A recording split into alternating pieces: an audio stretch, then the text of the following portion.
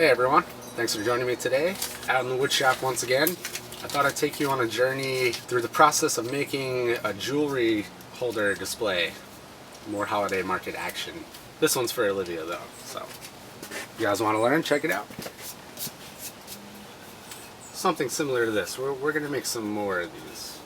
To give you a better idea of what we're going to be making today, about the right height for most necklaces. We can get away with bracelets. It's kind of the main thing we're working with. Nice big fat base. Support any tippage. Yeah. Here's a different style. This one's going to have nails just in the dowel.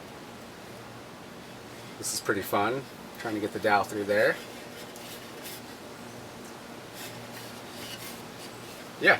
Nice display area for business cards.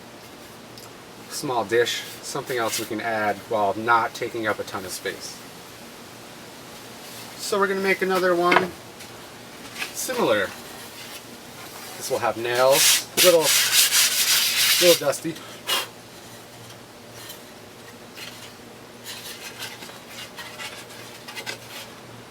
Yeah.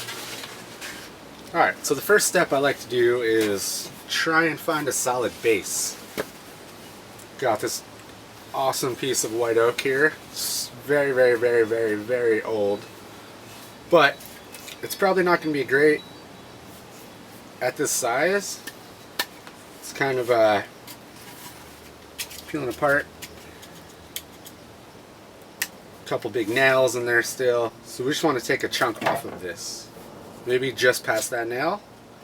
That could be our bottom.